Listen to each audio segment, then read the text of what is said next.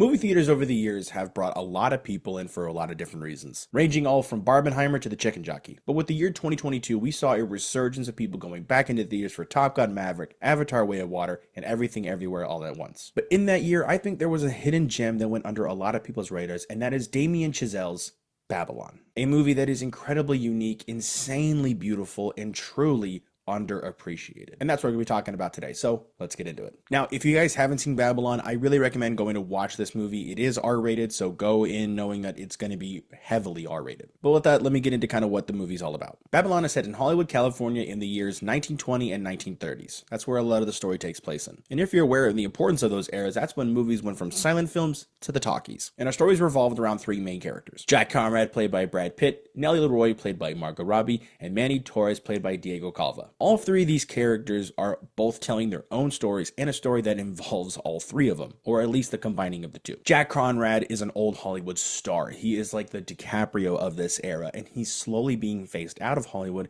and he's fighting so hard to keep his status and the love of the movies he once had. Margot Robbie's character, Nellie Leroy, is a new rising star, and it's a very sad way of how she does become a rising star, and how the people of that era were actually just using women of that time as a symbol, as a status, as a way of eye candy. And her story is very similar to those involved in the Hollywood star system, which, if you guys aren't aware, it's an old school Hollywood way of making stars. And what I mean by old school, I mean terrible and unethical. And Manny's story is both about ambition and moral ambiguity, where his passion for movies and kind of working with these sleazy, smaller Hollywood icons or just people in power, and then getting the opportunity to make a movie, and in that whole process, sees the destructive nature of what's involved. The movie does a really great job making these stories feel singular as well as combined. And so it's not more anthology based. It's just like, these people were all here once. What are they doing now? And how do they come back? And I gotta say, the cinematography in this movie is so good. There are so many moments in this movie I just ended with my jaw on the floor. It's so pretty. And Jason Hurwitz's music is so good. I could go on for hours about how great this movie is, but I kind of want to get into why I do believe it's such a underappreciated film. With a budget of ranging between 80 to 110 million, it's not really certain where it stands. And only grossing 15.7 domestic and 65.3 internationally, it was a flop. And a lot of people will hear that it was a flop and not really give it a chance. Like, oh, it didn't make money or it didn't do this, so why would I watch it if it's not that good? And at the same time, I don't think it was that well marketed to so many different people. There's this thing in Hollywood called the 4 quadrants. It's a 2x2 grid matrix marketing to males over and under 25 and females over and under 25. It helps create a blockbuster that just seeks the widest audience possible. And it's safe to say that people that are younger may not understand the nuances of this movie, and the 3-hour, 9-minute runtime may scare them away. And a lot of the adults too. It may scare a lot of the adults away for how long it is. But it's a story that can't be cut any shorter, really. I do think the way that it stretches out a lot of these moments where you both feel for the character and can understand where the story, like why it needs to be taking so long, the frustration you feel. There's one scene that, if anybody who has seen this movie knows, is very long. It, to me, feels like the longest bit in the movie. And it probably is. But the reason for that is that you are with these characters too. It's a new environment. It is a new thing. They're having to try and get it all working. It's day one of a new frontier, and it's pissing everybody off. But at the same time, it's also showcasing how weird of an era it was for these people who've been in Hollywood since silent films, now going into talkies, or people who kind of maybe did a couple silent films and now are known for talkies. The Jack Conrad and Nellie Leroy story is that great balance of it. And Manny being in the center of it, balancing a whole movie studio, going from just managing these parties and guest lists to now running whole studio companies.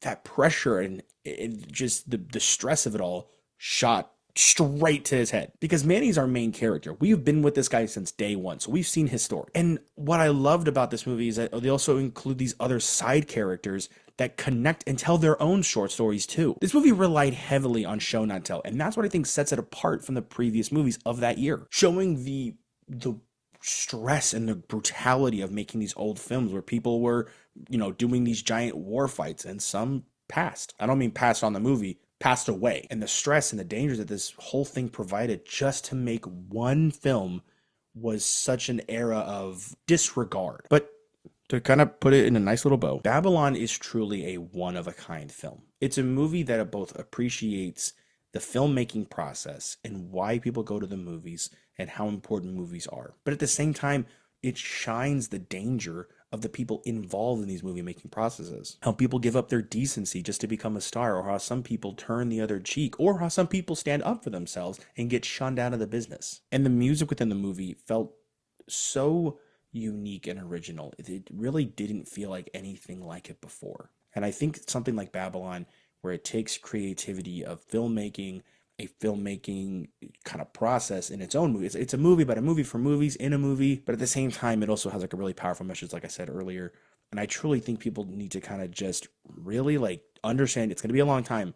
But if you appreciate or interested in a sense of like what was Hollywood like, or even know about the Hollywood star system and have studied it, this movie provides a very unique perspective about that. Bottom line, this movie is truly fantastic. I think people didn't give it enough time or enough chances, and I don't think it was also marketed correctly, but I do think this will become a cult classic 5 years from now. Or this is what I'm hoping. I mean, this movie's truly remarkable. And that'll about wrap up my Yap session. If you guys did enjoy or have seen Babylon, let me know in the comments below what you guys think. Check us out our TikTok and also our Instagram, both on Tu-Vie Podcast in the description below. And also check out our second channel, Cinema Showcase. It's where movies get their spotlight. We go over a movie that we haven't seen from a long time, or if we bring on a guest, one of their favorite movies. Pretty much going to be separate from the podcast, where it's just kind of us talking about that one movie. It's more like a personal connection about it. We go into the details about the movie, some fun facts, everything about it. Go check it out. But if you haven't checked out the Tu-Vie Podcast, it's your podcast for everything TV, movie, entertainment. We have all the biggest updates coming up on that show. Seasons 1 through 4 are on all podcast platforms, and the video formats are found here, as well as some other past videos you want to check out. Thanks for watching, and we'll see you next time.